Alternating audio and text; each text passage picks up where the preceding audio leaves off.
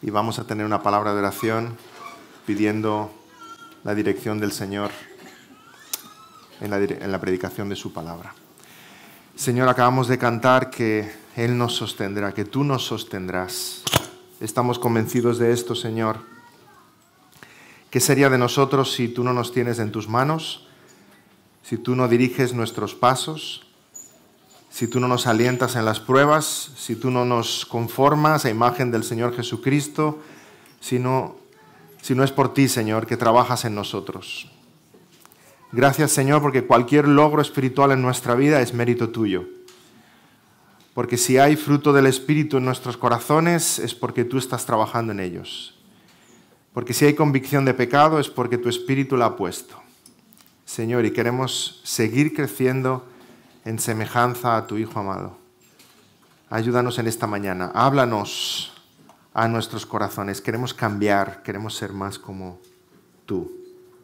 En el nombre del Señor Jesús te lo pedimos. Amén. Uno de los relatos más hermosos de los Evangelios es cuando el apóstol Pedro camina sobre el mar. Es un relato realmente hermoso, apasionante. Es curioso porque el Señor viene caminando a ellos, tienen temor. ¿Y qué pregunta la de Pedro? Qué osado, ¿verdad? Si eres tú, manda que yo vaya caminando sobre el mar hacia donde tú estás. Y entonces el Señor le dice, ven, qué orden. ¿Cuántos de nosotros saldrían de la barca? La palabra del Señor es clara, diáfana, sencilla. Ven. Pero ¿cuántos de nosotros nos atreveríamos a salir de la barca y poner nuestros pies sobre agua firme y caminar? Pedro era pescador, sabía que uno en el agua se hunde. ¿Cuántas veces después de tantos años había echado las redes al fondo? ¿Cuántas veces habría visto la barca volcarse? ¿Cuántas veces él mismo se habría caído al agua o habría visto a algún compañero a punto de ahogarse? Él sabe lo que pasa cuando uno cae en el agua y sin embargo cuando el Señor dice, ven, Pedro saca sus pies de la barca y empieza a caminar hacia el Señor. Podría haber respondido de muchas maneras, pero va caminando hacia el Señor. Es cuando ve el viento, cuando ve las olas y deja de mirar al Señor y empieza a mirar a su alrededor, que entonces esos pies empiezan a hundirse y entonces su fe flaquea y exclama, Señor, sálvame. Esta es una historia verídica, es auténtica, está en los Evangelios.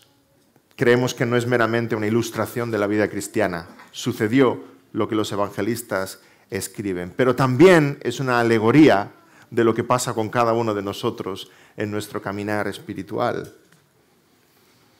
Todo empieza cuando escuchas la voz del Señor y el Señor te dice, ven, sígueme. Y entonces sales de tu barca. Y hace un domingo hablábamos del arrepentimiento, de la importancia del arrepentimiento. Y el arrepentimiento es decir, ya no quiero estar aquí, quiero estar contigo. Ya no quiero ir en esta dirección, quiero seguirte a ti. Todo empieza cuando escuchamos al Señor decir, ven, sígueme, y salimos de nuestra barca, nuestra pequeña, insignificante barca, y decidimos caminar por encima del ancho mar hacia el Señor Jesús. Y entonces empezamos a caminar hacia el Señor. Empezamos cada pequeño paso de la vida cristiana sabiendo que cada paso es un milagro. Es lo que debía estar sintiendo Pedro mientras caminaba sobre el agua. Cada paso es un milagro. Es verdad que el paso lo doy yo, pero es verdad que tú me sostienes para que dé ese paso. ¿Y no es así en tu caminar con el Señor? Cada paso, cada tentación que vencemos, cada triunfo, cada vez que vemos más del fruto del Espíritu en nosotros, cada vez que entendemos más la palabra, cada vez que podemos resistir más al mundo, cada paso de fe, es cierto que lo das tú, es cierto que lo doy yo, pero ¿no es el Señor el que nos sostiene para que no nos hundamos? ¿Y no es cierto también que como Pedro, cuando no miramos al Señor, sino que miramos alrededor, nos empezamos a hundir? Cuando empezamos a mirar la tormenta, el viento, las circunstancias, las pruebas, las dificultades de nuestra vida, nos empezamos a hundir. Y entonces hemos de clamar, Señor, sálvame. Así es con la vida cristiana. No basta arrepentirse. Si te has arrepentido de tus pecados, bien, el Señor está trabajando en tu vida, pero no basta con arrepentirse, hay que caminar. No basta con salir de la barca, hay que caminar hacia el Señor. Hay que andar sobre el mar de las pruebas, el mar de las tentaciones, el mar del pecado, el mar del desánimo, de la tristeza, del orgullo, de todo lo que nos acecha. Y cuando empiezas a caminar sobre los retos y las tentaciones de la vida, tú y yo nos damos cuenta de que antes no podías caminar sobre el mar y ahora sí puedes caminar sobre el mar con Cristo. Y cada paso que das es evidencia de que el Señor te ha llamado, es evidencia de que deseas ir hacia donde está Él, pero es evidencia de que Él nos sostiene, como acabamos de cantar. Porque si Él nos sostiene, ni un solo paso daríamos. Ni un solo paso. El próximo domingo, por la gracia del Señor, vamos a estar bautizando hermanos, hermanas. Entre otras muchas cosas, porque el bautismo tiene un simbolismo fabuloso, precioso. Predicaríamos cientos de sermones sobre el simbolismo del bautismo, pero entre otras muchas cosas, el bautismo significa esa victoria sobre el agua, esa victoria sobre el mar. Los vamos a sumergir, pero no los vamos a dejar abajo, prometo. La intención no es enviarlos directamente al cielo, la intención es que vivan la vida cristiana después de su bautismo. Saldrán de entre las aguas, saldrán a flote como Jonás salió de dentro del mar, como el arca flotó después de caer el diluvio, como el pueblo de Israel atravesó el Mar Rojo y llegó a la otra orilla a salvo, cruzarán las aguas y están representando que dejamos atrás lo que antes nos dominaba, dejamos atrás una vida de pecado, dejamos atrás la esclavitud de Egipto, salimos de las garras del diablo para cruzar el Mar Rojo y ahora en ese peregrinaje en el desierto, el Señor sea nuestra agua viva, nuestra peña de Oreb, nuestro maná celestial, nuestro sustento, hasta la tierra prometida. Los hermanos que se bautizan están diciendo, cruzamos el Mar Rojo, dejamos Egipto atrás, ahora caminamos con vosotros este peregrinaje terrenal hasta que entremos en la ciudad santa. El bautismo, por tanto, es el inicio de un largo viaje. Un largo viaje. Y los creyentes que se bautizan están diciendo, yo ahora pertenezco a mi Señor Jesucristo, en alma y cuerpo. Era esclavo y me ha rescatado. Ya no soy mío. Ahora soy suyo. Ya no es mi voluntad, ahora es la suya. Ya no es mi deseo, ahora es el suyo.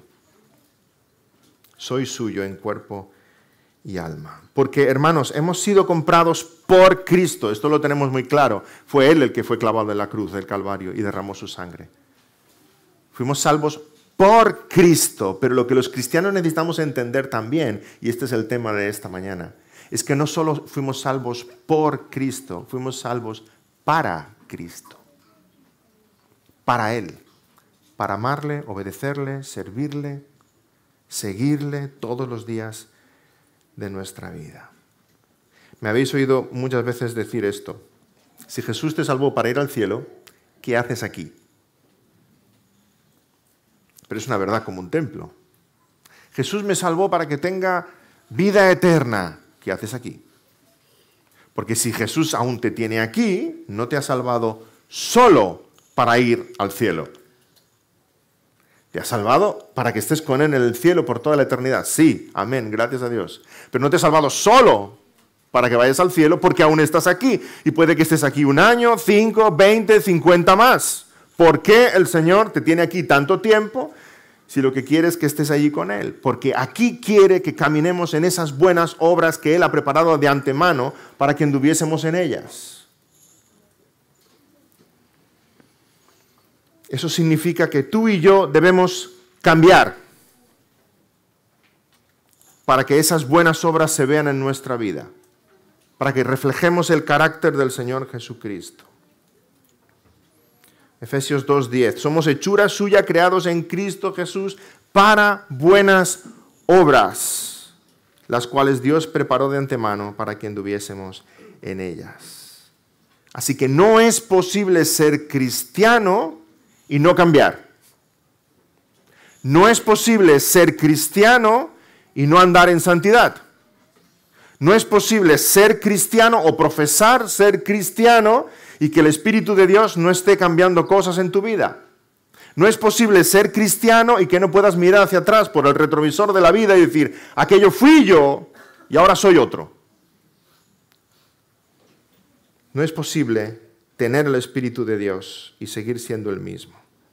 Dice Santiago 2, 17, 18. La fe, si no tiene obras, es muerta en sí misma. Es una fe vacía, es una fe falsa. Es como uno de esos árboles de plástico. Qué bien hechos están, ¿eh? A veces uno va a tocarlos a ver si son de plástico o de tela o de qué son. Pero si son de plástico, no esperes flores ni frutas. Es de plástico. No seas un cristiano de plástico, por favor. De verdad. Un cristiano de verdad, vivo. Crece, da flores y da fruto. Eso es lo que se espera de nosotros. La fe, si no tiene obras, es muerta en sí misma, pero alguno dirá, tú tienes fe, yo tengo obras. Muéstrame tu fe sin tus obras y yo te mostraré mi fe por mis obras. Hermanos, Dios quiere ver fruto en ti y en mí. Dios quiere ver fruto espiritual. Y así como un manzano da manzanas y una higuera da higos, el cristiano da frutos de arrepentimiento, de obediencia y de santidad. Y crece dando frutos para la gloria de Dios. El fruto del Espíritu en nosotros, en primer lugar, el carácter del Señor Jesucristo, amor, gozo, paz, paciencia, benignidad, bondad, fe, mansedumbre, templanza. Ahí si tuviéramos ese carácter, el carácter del Señor Jesús. Pero ¿cuántas veces nos damos cuenta que ese fruto del Espíritu en nuestra vida no está presente? ¿Cuántas veces nos falta amor para con nuestros hermanos? ¿Cuánto luchamos porque vemos que no hay gozo en nuestras vidas? ¿Cuántas circunstancias de la vida te roban la paz por completo? ¿Cuántas veces te enfadas con tus hijos, con tu esposa, con tu esposo y se acabó la paciencia? O se cuela alguien en la cola del supermercado y ¡shum!, se esfumó la benignidad por completo. O se meten contigo en el Facebook y ¡shum!, se acaba la bondad. Desaparece. O viene una enfermedad, te falta la fe. O vives una injusticia y se te escurre la mansedumbre entre los dedos. O tienes que pedir perdón tantas veces y decir, lo siento, no quería hacerlo, no quería decirlo, porque te falta dominio propio. Templanza.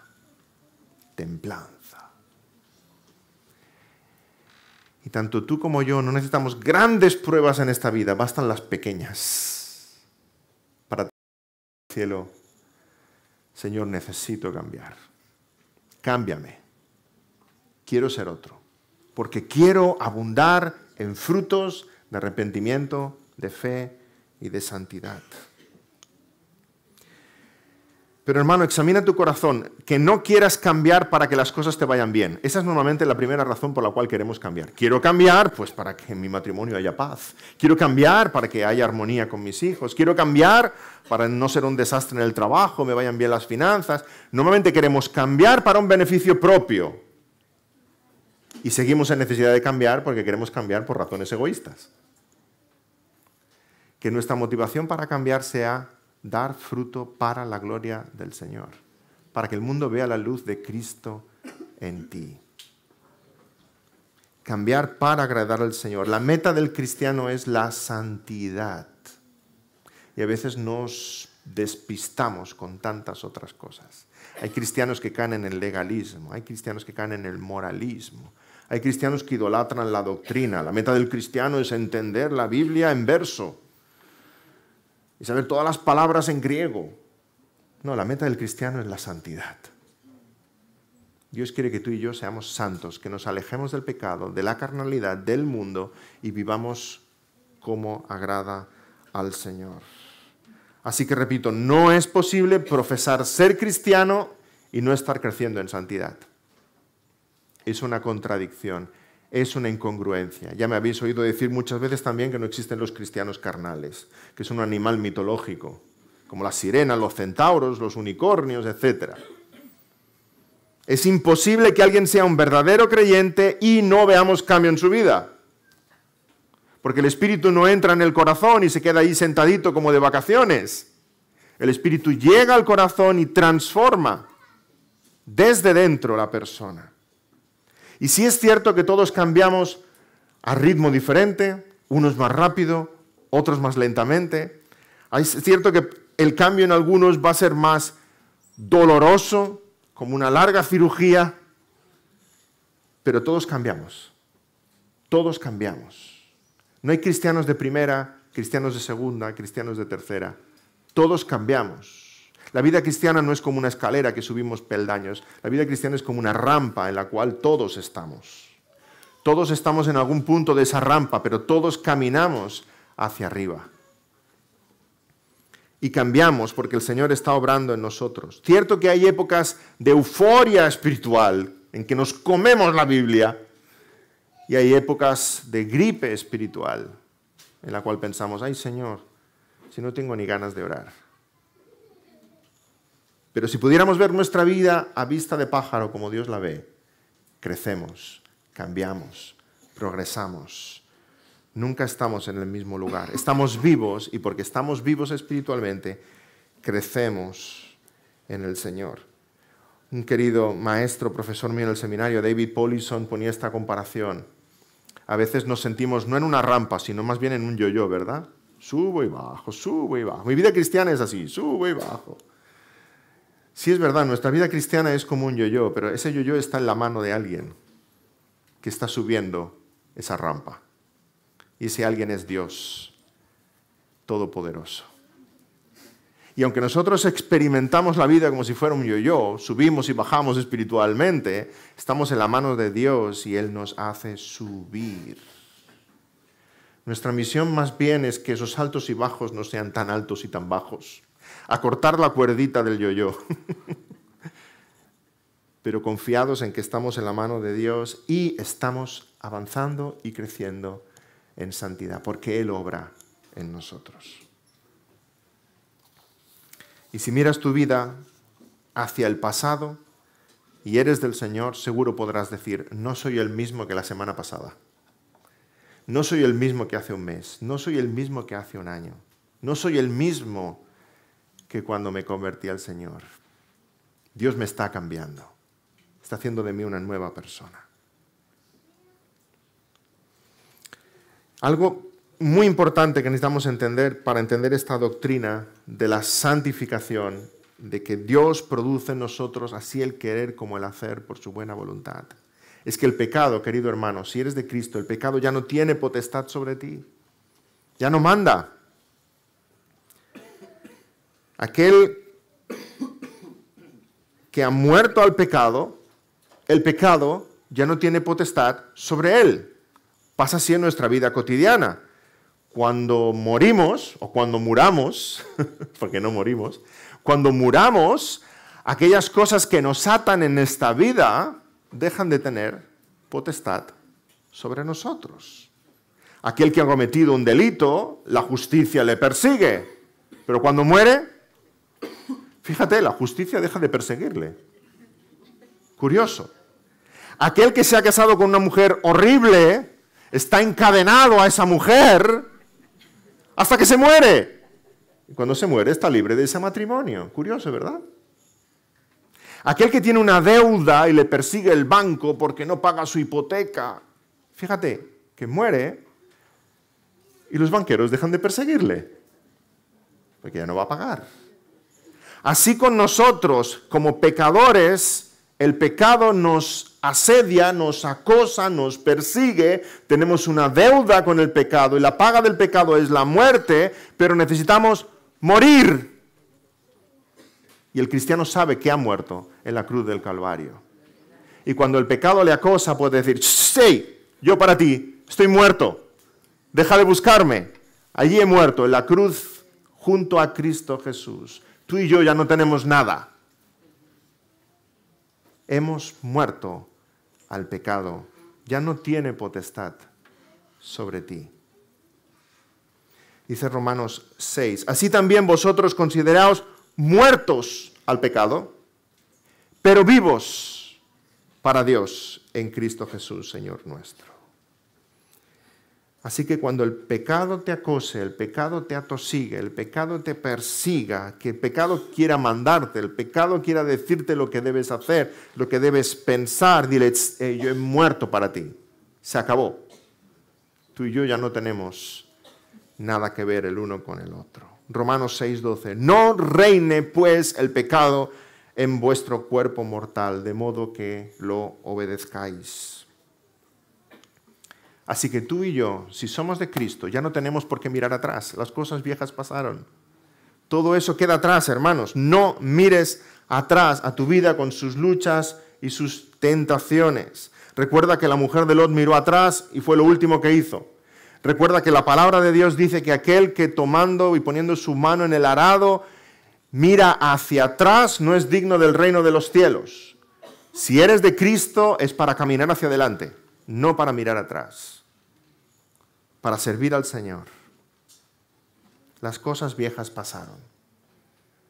No mires atrás como la mujer de Lot miró a Sodoma con añoranza. Ay, mi casa de tantos años, mi ciudad. Imagina por un momento que estás allí en la resurrección de Lázaro y el Señor resucita a Lázaro. Dice a los suyos, apartad la piedra y dice, Lázaro, sal fuera. Y sabemos que Lázaro salió dando saltitos al principio, ¿verdad? Porque estaba todo vendado, como momificaban en aquel entonces. Y entonces mandó Jesús también a los suyos que retiraran esas vendas y entonces Lázaro pudo caminar hacia el Señor.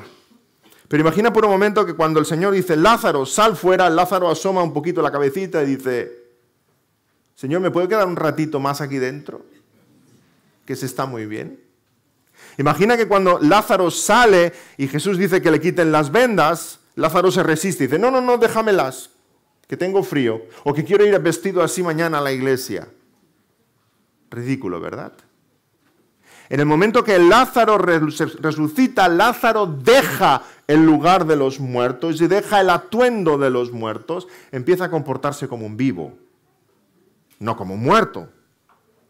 Sería impensable para nosotros. Si Lázaro tuviera esa actitud, Jesús le podría decir, no, Lázaro, no, la tumba déjala atrás. La tumba es para los muertos, las vendas para los muertos, y tú ahora estás vivo. Deja lo de los muertos para los muertos. Y ahora tú vive como vivo. Te he dado vida. ¿Cómo puede ser que te he dado vida y tú miras hacia atrás y prefieres vivir como un muerto? Espero que estas palabras estén llegando a lo profundo de tu corazón, porque a veces esa es la actitud de los cristianos. El Señor te puede decir, yo te he dado vida y tú miras para atrás. ¿Y tú añoras las miserias de tu vida anterior? ¿Y tú flirteas con el pecado? ¿Tú quieres volver a entrar en el sepulcro y volverte a poner vendas encima como un difunto? Muchas veces el Señor nos puede hablar esas palabras duras a nuestros corazones, porque estando vivos y caminando en la fe, flirteamos con el mundo y con el pecado. Y eso no es andar en santidad. Dejemos las cosas pasadas en el pasado. Y ahora vive como un vivo. Vive como un cristiano. Vive en santidad, vive en arrepentimiento, vive en fe, vive en obediencia, vive en integridad, vive en ejemplo, vive en sacrificio. Vive como un vivo. Si Jesús te ha dado vida, no vas a seguir viviendo como un muerto. Deja atrás tu vida pasada.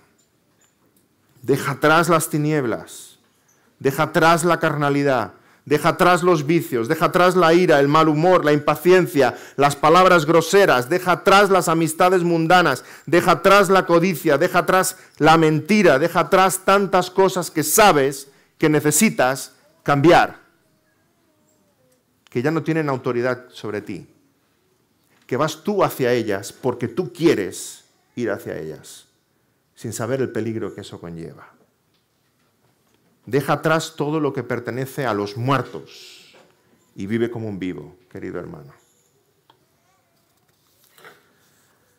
Y tal vez te estarás preguntando, sí, vivo como un vivo, pero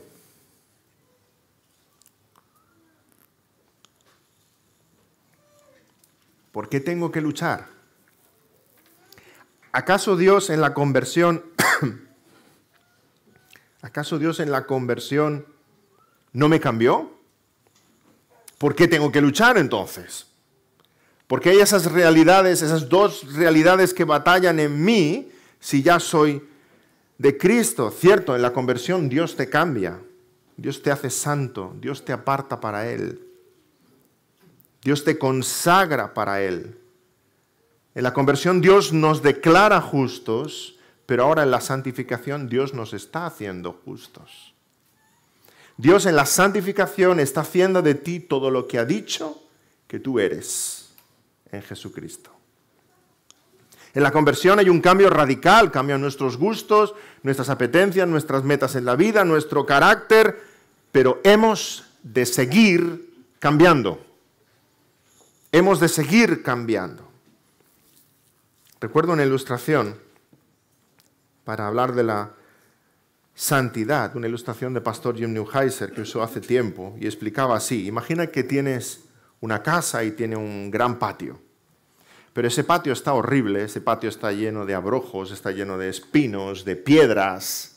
Entonces llega un amigo tuyo jardinero y hace una remodelación de aquel patio, saca las piedras, quita los abrojos, planta césped, planta flores, árboles frutales, incluso te pone una cascada de agua allá. Ha quedado maravilloso. Aquí es el jardín del Edén.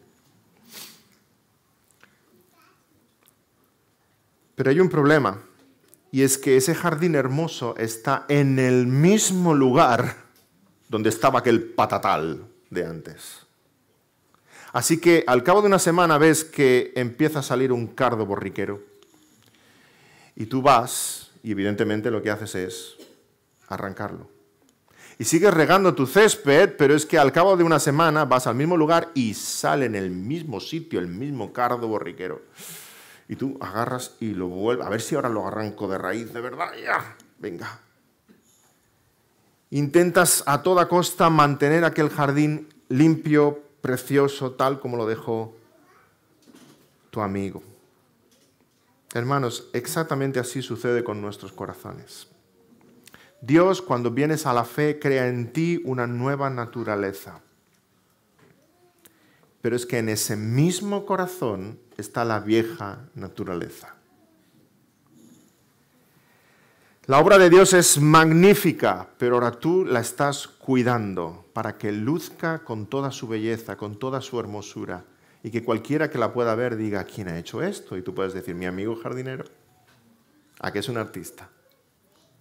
La hemos de mantener, regar, cuidar, pulir y arrancar las malas hierbas que quieran, esos hierbajos que quieren florecer desde el subsuelo, desde esa antigua naturaleza que está escondida dentro de nosotros. Las dos realidades conviven, pero has de arrancar de raíz, aunque duela, todo aquello que no agrada al Señor y que quiere volver a surgir.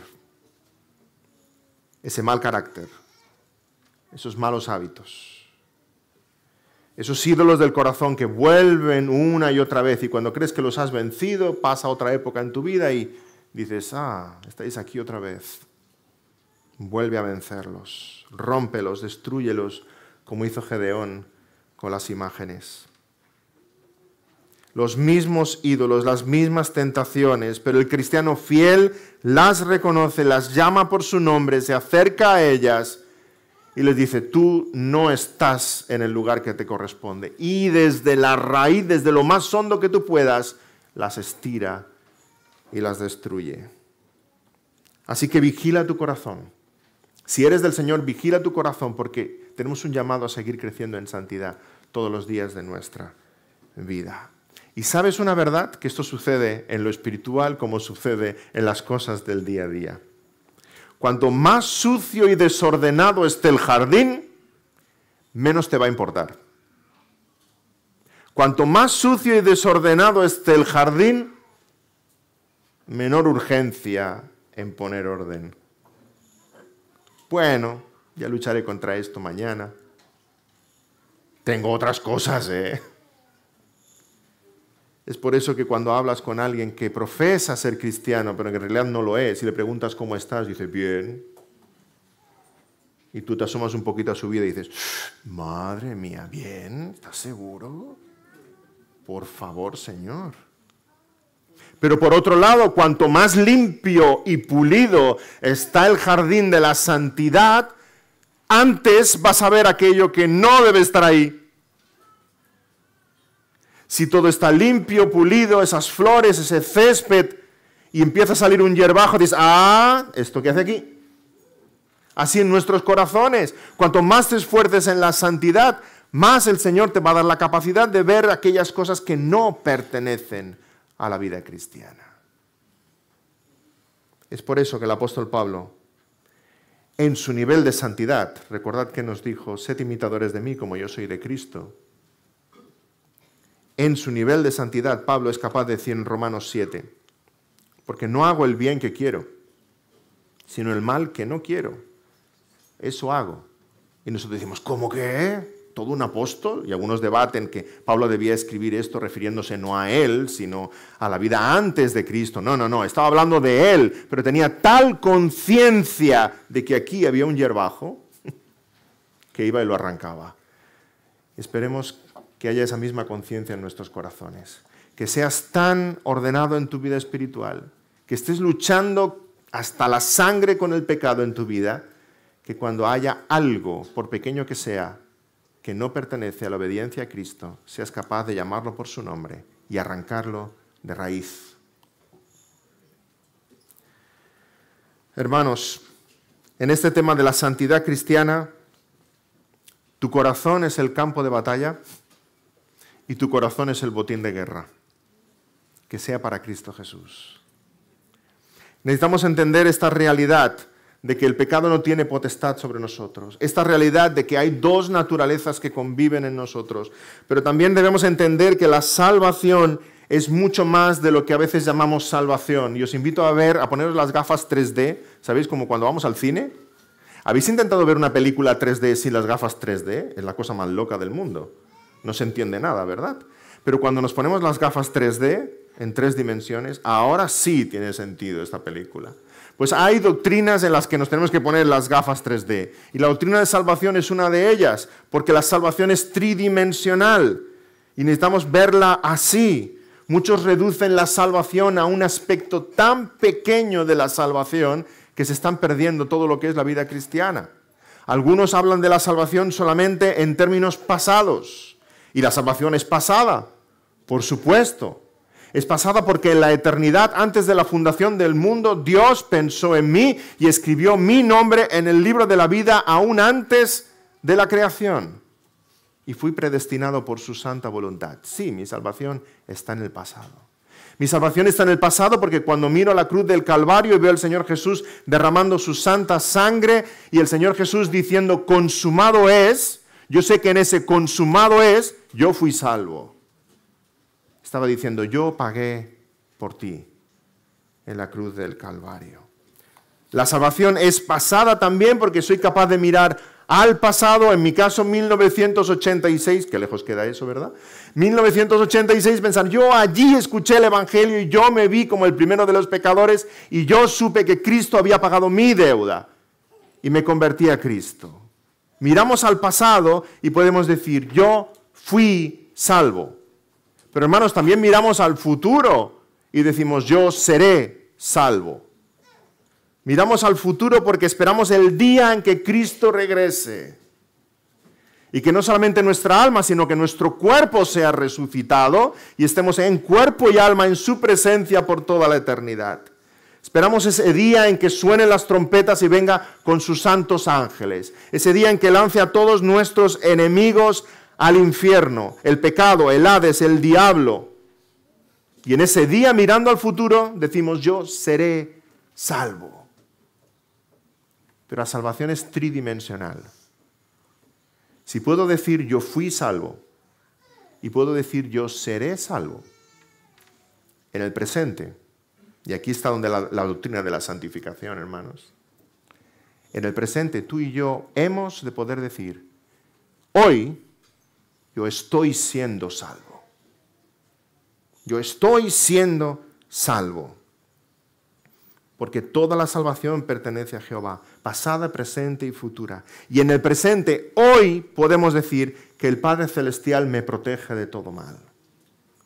Que el Padre Celestial me aleja de la tentación. Que mi Padre Celestial me fortalece en las pruebas.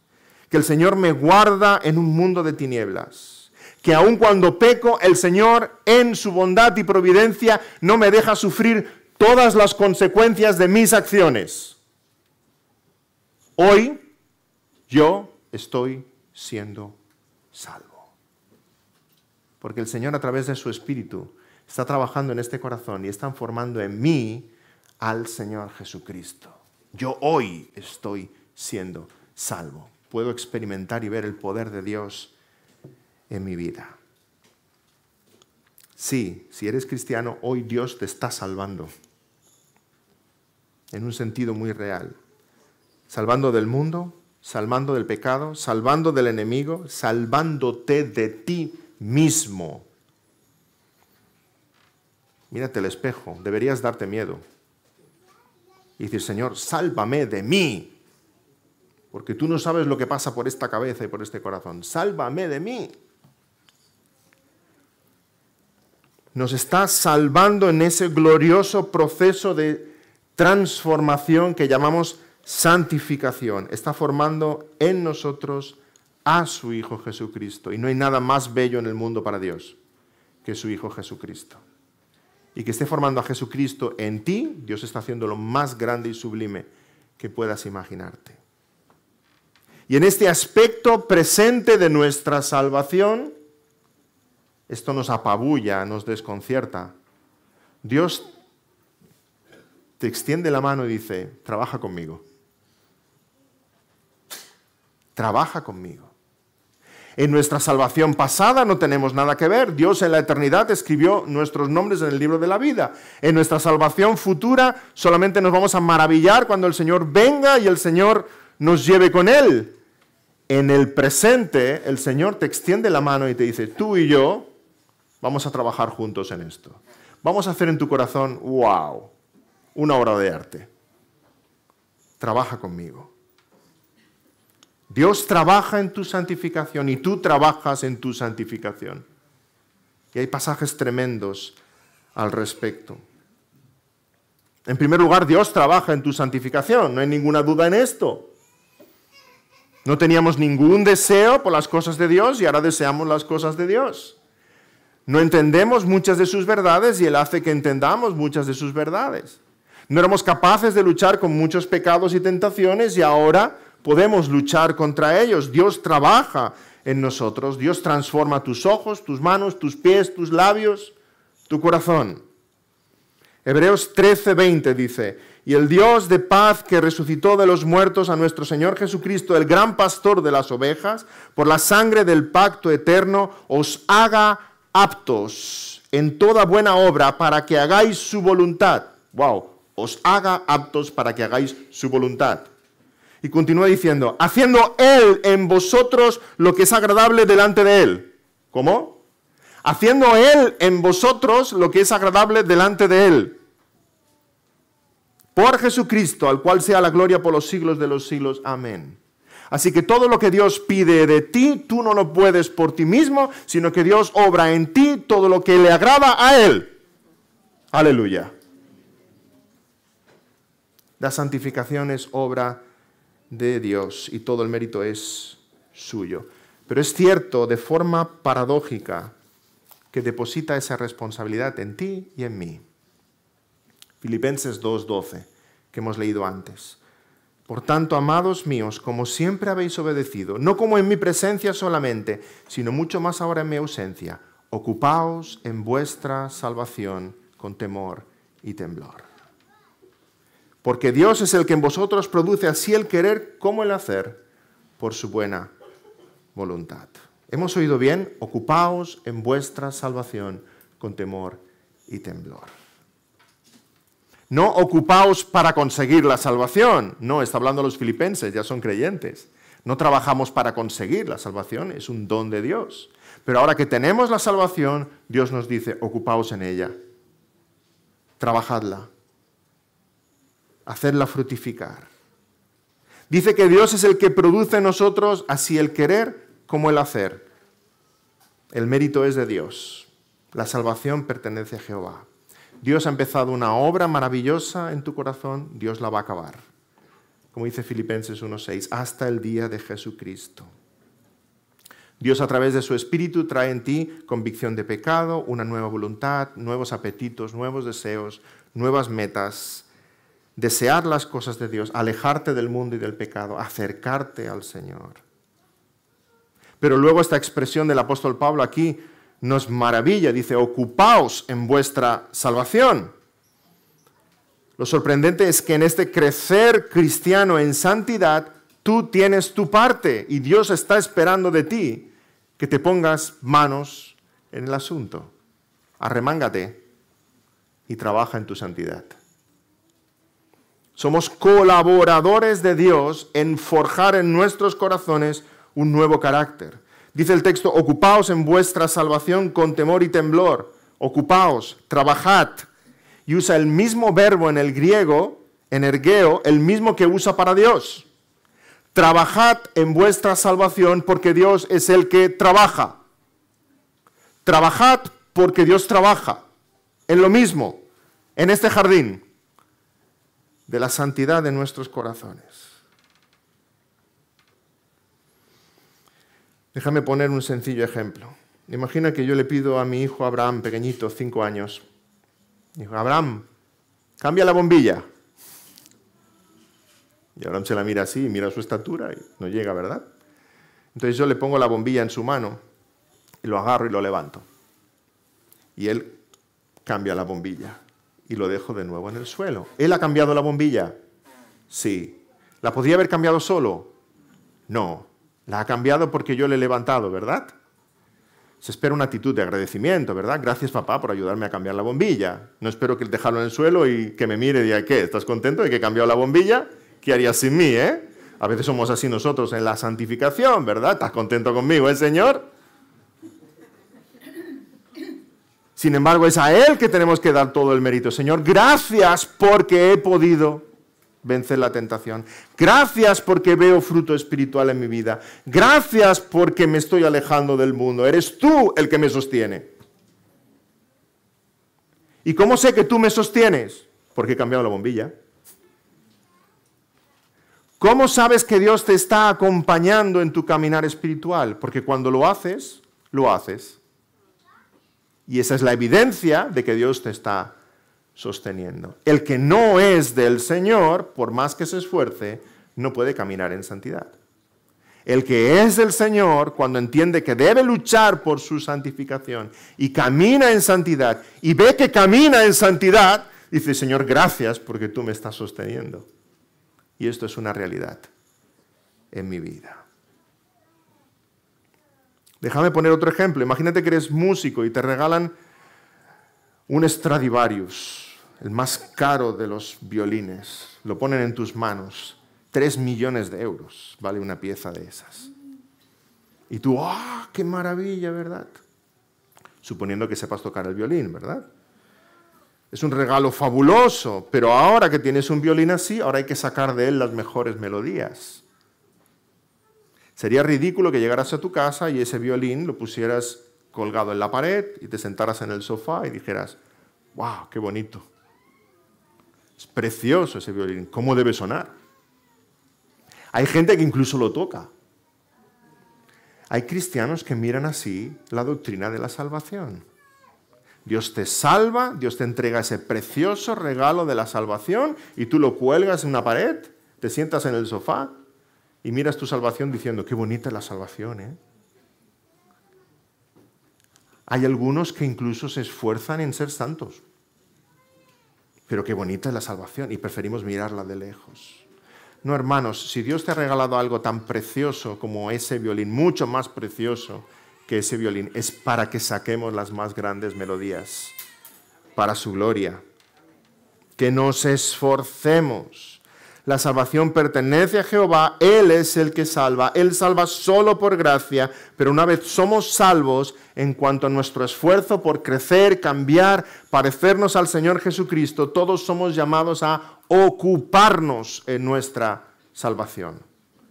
Con suma reverencia, con temor y temblor, con suma reverencia. ¿Por qué? Porque estamos junto a Dios trabajando en lo mismo, en cambiar esto. Debe ser nuestro principal interés. Cuando Josué entró en la tierra prometida, no le dijo a Dios, bien Dios, hemos llegado a la tierra prometida. Tú nos has prometido esta tierra, así que dánosla ya. Quita toda esta gente, los amalecitas, los cananeos, quítalos a todos, va, déjanos vivir aquí en paz. No funcionó así la cosa, ¿verdad? La tierra era la tierra prometida, iba a ser del pueblo de Israel. Sí, el Señor la había prometido. Pero cuando llegan allá, el Señor le dice a Josué, ahora tú quita a toda esta gente. Esfuérzate y sé valiente, yo estoy contigo. Yo estoy contigo. Mira que te mando que te esfuerces y seas valiente, no temas ni desmayes, porque Jehová, tu Dios, estará contigo en donde quiera que vayas. Y hubo esfuerzo, y hubo sudor y lágrimas en cada batalla, hasta que la tierra prometida fue conquistada. Dios la había prometido, pero hubo esfuerzo en conquistarla. Del mismo modo, tú, si eres cristiano, eres llamado a esforzarte y ser valiente y conquistar cada rincón de tu corazón para la gloria de Cristo. ¿Dios lo ha prometido? Sí. Te va a santificar por completo y te va a glorificar y vas a estar en su presencia. Pero ahora esfuérzate y sé valiente. Y en cada paso y en cada lucha comprobarás que es Él el que te sostiene. Conquista para Cristo cada pensamiento. Cada palabra que sale de tu boca, cada deseo, cada meta en la vida, cada acción, cada idea, cada mirada para la gloria de Cristo. Y no ceses, seas joven o seas anciano. Esta es una batalla en la que estamos hasta el último suspiro. Me impresiona la historia de Josué y Caleb. Caleb es un ancianito ya de 85 años. Y le dice a Josué, tengo el mismo vigor que hace 40 años cuando empezamos. Déjame ir a conquistar una colina más para la gloria del Señor. Y conquistó Hebrón con 85 años. Josué, déjame ir, una más, solo una más, para la gloria del Señor. Esta es una batalla en la que estamos tú y yo hasta el último suspiro, desde que empezamos la vida cristiana hasta que el Señor nos lleva a casa. Conquistar y conquistar y conquistar todo en tu vida, en tu corazón, para la gloria del Señor.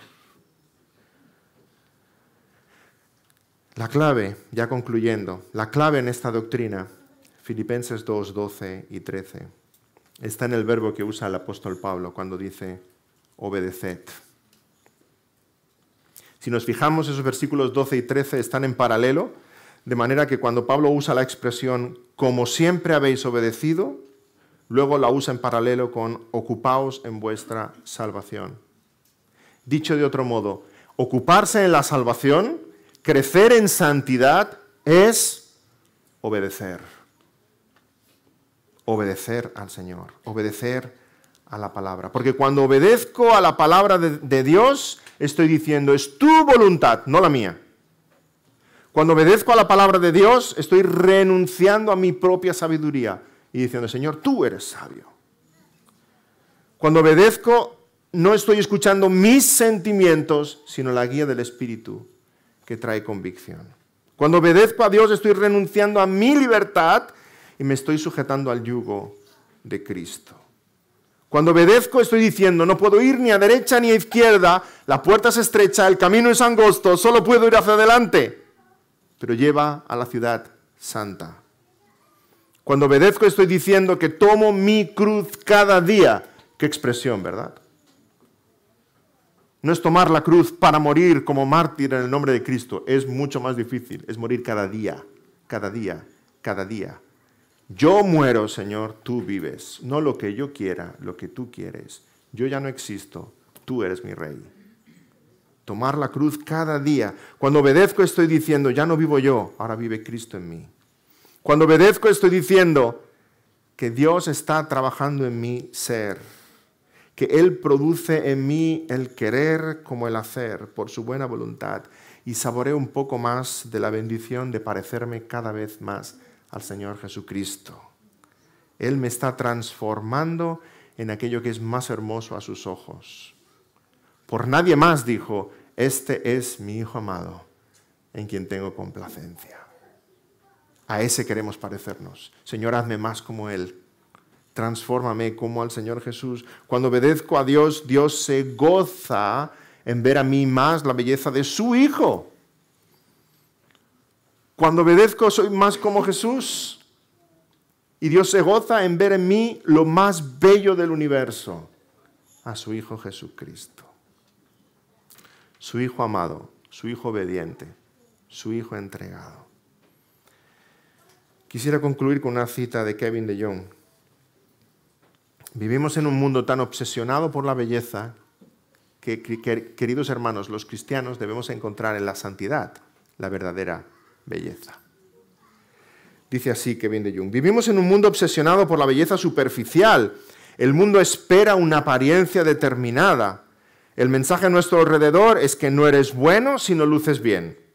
Y entonces todos nosotros, desde las niñas de 10 años que llevan maquillaje, los alumnos universitarios con un atuendo irónico de hipster, amas de casa con una nueva dieta, padres de mediana edad que vuelven al gimnasio, personas nacidas en el baby boom que están ya envejecidas con botox. Estamos todos obsesionados por la belleza. Pero ¿qué es la belleza verdadera? ¿Qué es lo que vale la pena mirar? Es la santidad lo que Dios busca. El cristiano que mejor luce es el que crece por medio del Espíritu en semejanza de Jesucristo. La santidad verdadera es el ornato más bello e incorruptible, la belleza más imponente que puede encontrarse en un hombre, en una mujer. Dios te salvó para santificarte. Dios está en el negocio del embellecimiento. Lava las manchas, alisa las arrugas. Él tendrá una novia intachable. La belleza de la santidad es ante todo la belleza del Señor. Pero por medio de su gracia, esa belleza puede ser tuya. Tú y yo necesitamos cambiar, no como el mundo dice que hemos de cambiar, sino para tener más y más de la belleza del Señor Jesucristo en nosotros. Escucha su voz, sal de la barca, camina sobre las aguas y que cada paso que des puedas decir, esto es un milagro vivo. Puedo andar, tú me has dicho que ande, y yo ando, Señor, pero puedo andar porque tú me sostienes. Tuya es la gloria, tuyo es el mérito, tuya es la alabanza. Y caminarás sobre ellas a pesar de las olas. Amén. Oremos. Gracias, Señor, por este milagro de la santidad. Como tú has querido fijarte en hombres y mujeres pecadores como nosotros, y tú, Señor, has querido, por tu misericordia, hacer hombres nuevos y mujeres nuevas a imagen del Señor Jesús. Gracias por este cambio que estás haciendo en nosotros, por esta reforma, por esta transformación, dejando las cosas viejas atrás, caminando hacia adelante, hacia la ciudad santa. Gracias, Señor, porque tú estás obrando en nosotros y tú nos llamas a obrar. Señor, que no miremos las cosas del pasado, que no las añoremos, que dejemos lo que pertenece a nuestra vida de muerte y pecado atrás, Señor, y fijemos los ojos solamente en ti, el autor y consumador de la fe. Te pedimos, Señor, que esto sea una realidad en todos nosotros, que nos caractericemos por ser cristianos que caminamos en santidad, una iglesia que busca la santidad, que busca agradarte a ti por encima de todas las cosas, para que tú te goces al mirarnos. En nombre del Señor Jesús te lo pedimos. Amén.